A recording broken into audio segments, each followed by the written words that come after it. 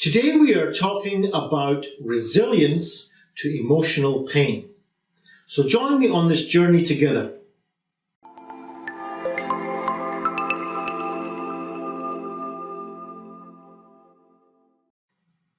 On a day-to-day basis, we live with pain. Sometimes that pain is physical, for instance. We may get injured in an accident.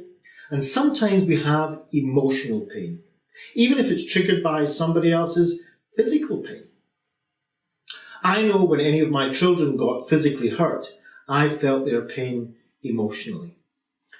When people feel emotional pain, the same areas of the brain get activated as when people feel physical pain. What is very important to understand is that all pain is processed in the brain and all pain is real.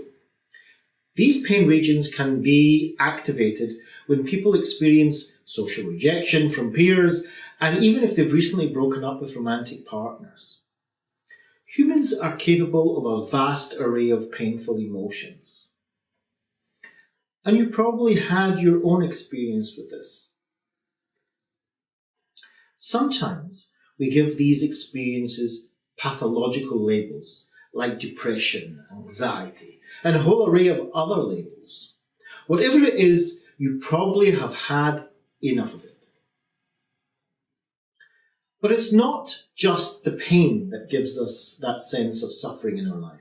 It's also generated by our missing out on the things that we would be doing if we didn't have that pain. And not participating in these activities creates even more pain. So that's a two-tier pain situation. So what can we do about that? So how about first of all going through and asking ourselves what kind of lives we want to have? What's important to us? We need to deal with both tiers of the pain, the emotional and physical pain, but also the pain caused by the missing out on our own lives. If we go through our lives trying to avoid the pain, which seems to be the more intuitive thing to do, the more extra pain we create for ourselves. Spending our precious time and energy on this leaves us exhausted, with no energy to actually live the lives we want to live. Hence, even more pain. So what can we do? So how about getting to work on our own lives? So get a piece of paper, go on, and write down in the first column everything that you would do if you didn't have any more pain. That's right, no pain at all. What would you do? In the next column, write down what it is about that activity that's important to you and your life.